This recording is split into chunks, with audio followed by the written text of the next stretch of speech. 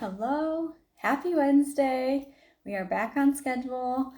I am doing it a little bit early just because with school, we just started school this week. And so I might be doing it a little bit earlier now so that way we don't start school and then I stop to do book study and then I jump back into school. So it'll be easier just to do it a little bit earlier, start school a little bit later, and then just have that way we can focus on school as soon as it's done. But we started a new curriculum this year. It seems to be going really well. The kids are enjoying it.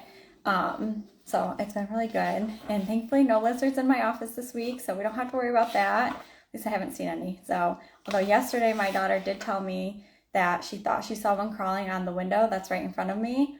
But then she goes, well, maybe it was like outside, not inside. So there really could be a lizard behind my curtains and I'm just not looking for it because I don't want to find it. So I'm just going to focus on this right now. Hopefully nothing jumps out at me, but if I just run out of here, you know why, because I'm not going to stick around if that lizard's crawling in my office. But anyway, this week we are on chapter 10 and 11. I have a little bit more notes than I've had the last couple of weeks. I have 3¼ pages, so it shouldn't take too much longer.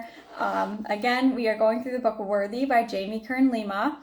So if you haven't gotten this book, I encourage you to get it. I think it's something, and the more I read through it, I mean, this is my second time going through, and there's different things that jump out at me that didn't stand out to me before. And the first time I went through it, it was like, I got little pieces of it, and now it's like I'm getting more and more. And I think anytime you find a book where every time you go through it, you learn more and you see more, and it just kind of meets you where you're at in a different way, I think that's always encouraging, because sometimes when we first read through it, we only get little pieces, and then we read through it again and we get more, and each time we get more. And that's always the purpose of learning and growing, is that you're finding new ways to learn and grow.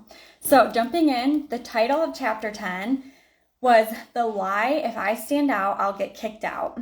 And so she starts with this quote. It says, don't try to lessen yourself for the world. Let the world catch up to you. And it says that Beyonce had come up with that quote, but I've heard quotes that have been similar to it. She's using the quote from Beyonce, but don't try to lessen yourself for the world. Let the world catch up to you. And so jumping right in, page 143, as young girls, we learn that if we're too independent or shine too brightly, we risk losing love or belonging. We learn to bond over our problems and to make decisions based on group consensus, not on what our intuition tells us. We learn to play the game of fitting in very carefully, because if we excel, we might repel.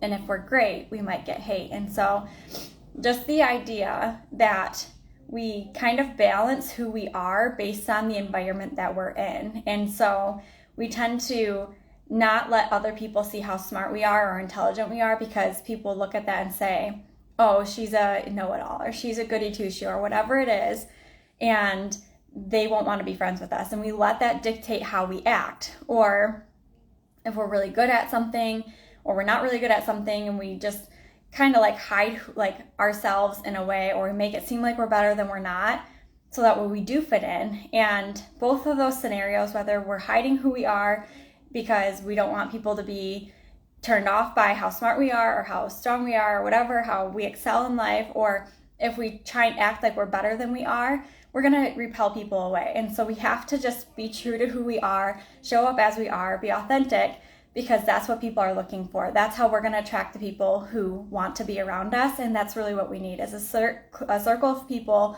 that actually are going to bring us up and make us better. It says, at a young age, we start to feel the social pressures to dim our light to fit in. And I put whether it's clothes that we wear, stores we shop at, how we do our hair, our makeup, whatever it is, if we wear makeup or don't wear makeup, society kind of dictates that, and who we hang out with dictates that, because we try to mold ourselves to fit in. And there's always this idea of like what somebody should look like or dress like in order to fit in.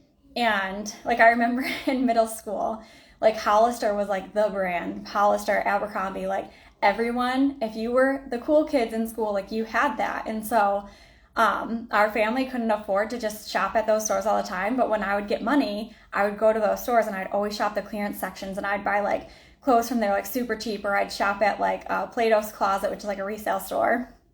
And I'd get those because that's what everyone's wearing. But like it didn't really fit me well. I didn't like the style of it.